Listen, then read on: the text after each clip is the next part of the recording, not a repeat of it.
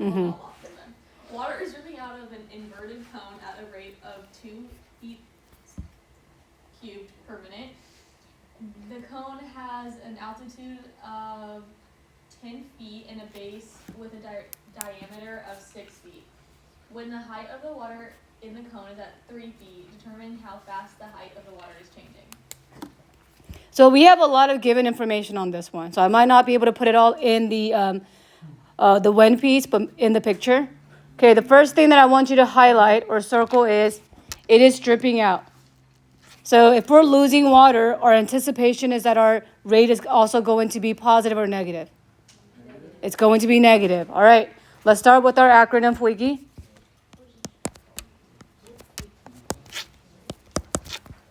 So it wants to know how fast the height of the water. What's the obvious variable for height? H. So we're going to say dH over dt is what we're looking for. So we have dH over dt. And we say we are anticipating this number to be a negative. Just put that on there. That way we can self-check to see if we've done something correctly. Okay, I want to actually draw everything on the when piece in our cone. Okay, let's start by drawing a cone. And it's inverted, meaning it is upside down. So here's my cone. And then there's our diameter, and here's our height. Okay, let's see what I have so far.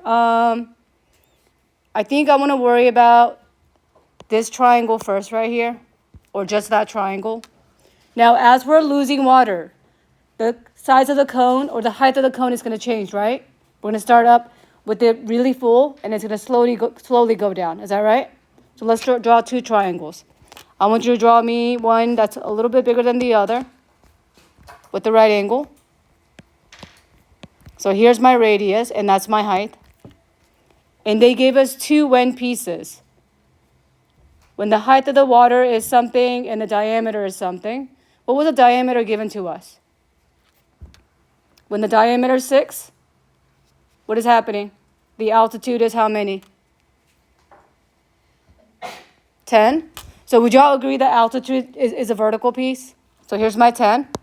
So we know diameter is a whole thing, but what I gave you right here is just half of that. How many is half of the 6? 3.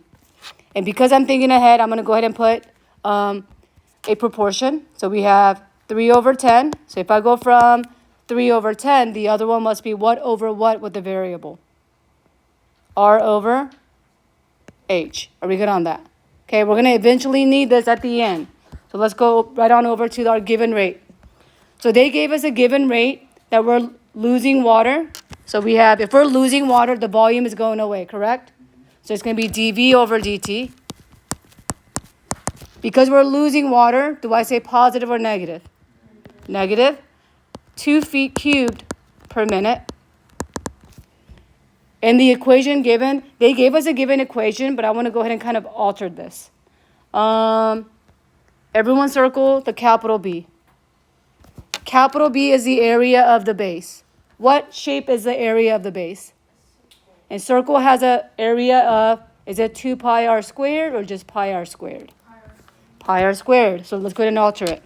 Our volume is equal to 1/3 pi r squared h.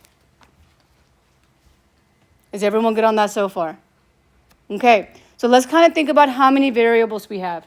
The equation has a volume, radius, and height. How many different variables do we have? 3. Okay, that's going to make it too complex. Here's how we know where we can minimize it. I need my H and I need my V. So that means I need to get rid of the R. Do we all see that? Okay, to get rid of the R, we are going to cross multiply. I'm going to cross multiply, so everything is in terms of H. So we have 10R is equal to 3H. And to make R by itself, all I need to do is divide it by what? 10. That we're going to plug it into the formula. Let's all do that together. So here I have my volume is equal to 1/3 pi. All of the R is going to be 3 over 10 H. All squared H. Is everyone good with that one? So I'm going to highlight the piece that's changed. All that R became this whole chunk of my parentheses. And then what I then want to do to make our life less miserable. Let's go ahead and square the whole thing. So we have our volume is equal to 1/3 pi. Someone tell me what 10, oh, not 10, 3 times 3 is? 9. What about 10 times 10? 100. What is h times h? H squared times another h that's already out there. So my final simplified volume is going to be, my volume is, if I take 9 and 3 and divide it, that's going to end up in what number in the numerator? 3. So I'm going to put 3 over 100 to make the number smaller, pi h to the power of 3. So now it matches everything that is given. So I'm going to go over that one more time. So it's given h, dh, dv. I have h and I have v. Is everyone good with that one? Okay. Let's copy that equation off to the side so we can derive it. So we have our volume is equal to, the wrong pen. Let's put 1v, 3 over 100 pi h cubed. And we are deriving with respect to t. So derive with respect to t. Okay, Aaron, what's a derivative of 1v? 1, and we say what? dv over dt. Okay, Aviva, keep in mind all that is my coefficient, right? When I multiply that by 3, what piece is the only one that's going to change? The numerator, very good. 9 over 100 pi. And then 1 less of the power is going to be how many? 2. And we need dh over dt. So that's the only calculus part on that line. And now let's start substituting things in. I know I need dh over dt by itself, but since we're using Desmos, let's go ahead and just plug everything in directly. Evan, what was dv over dt given to us? So -2. All right, I'm going to leave the 9. I'm going to leave the 100. Also leave the pi. Okay, Hudson, what was a height? It says when the height is 3, very good. All squared times dh over dt. So here's what I want on your Desmos. Eyes on the board real quick. I want you to put 2 on the numerator divided by this whole chunk in the denominator. Go. And yes, I want you to multiply out the pi. Is there a pi button on your Desmos keyboard? Just type PI. There's a pi? If you Okay. type PI, it'll put it. Oh, it'll? Okay, cool. It's a smart calculator. So again, circle divided by the rectangular piece. And literally type it the way you see. And then round to the And then we'll round to, let's see what I have. I think I have it to 3 decimal places. But don't say the answer out loud yet.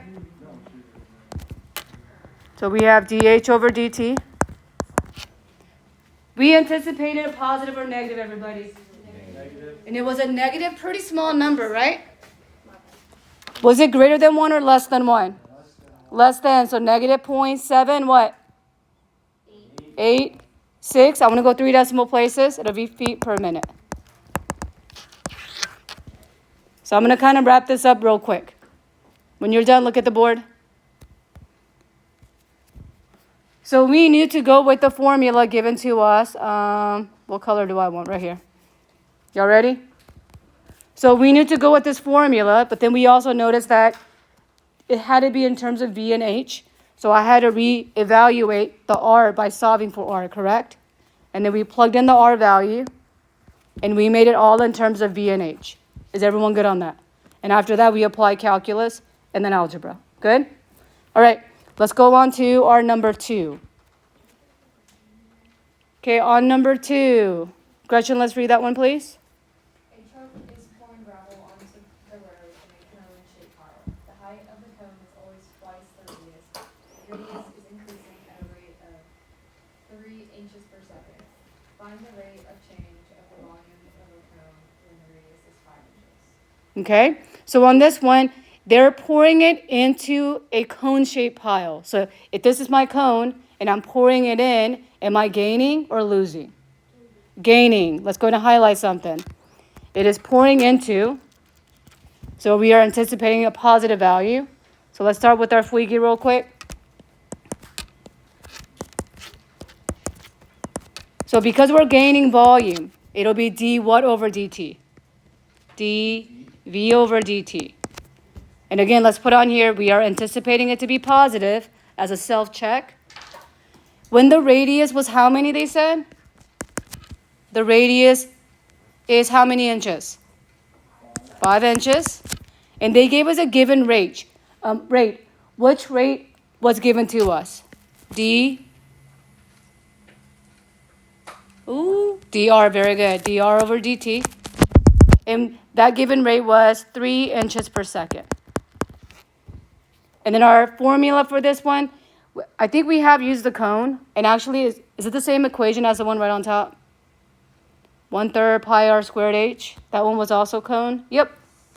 So we have our volume is equal to 1/3 pi r squared h. So they mentioned something about the radius with the height. Was that given to us? The height is always what? Twice the what? Okay, so let's put on here, the height is always twice the radius. Can I change that and plug it in here? Yep. So when I do, we get our volume is equal to 1/3 pi r squared. Squared. And then we have 2r. So really in the end, the final formula is 1/3 pi r what? Pi r cubed, but I'm going to modify something. Instead of 1, let's put 2/3 on there. Y'all see where the 2 is coming from? The coefficient of this one, and then the original fractional coefficient. Okay? So let's see if we're on the right track. So I have V and I have R. Is my equation in terms of V and R? Yep. Let's go ahead and rewrite this guy right here. So we have our volume is 2/3 pi r cubed. Let's put the understood 1. And we always derive with respect to what? T. All right. Someone give me the derivative of 1v. 1. And we need dv over dt. And then keep in mind 2 over 3 pi. And then the 3. When that 3 comes down, what's going to cancel? The 3. So we have 2 pi r squared. And I need dr over dt. So we're looking for dv over dt, which is already on the left side. So let's copy that piece. 2 pi. Evan, what was the radius given? 5, all squared. And then at least the given rate of the dr over dt? 3 inches. 3 inches. For this one, just for funsies, let's just go ahead and multiply out the whole numbers. Because sometimes I may have you multiply it out, sometimes I may not. That really depends. This might be doable without a calc, but go ahead and type it in. 2 times 5 squared times 3. It'll be a clean whole number, obviously. In the 100s, right? 100 and how many? 50 pi inches cubed per second, because it's a volume.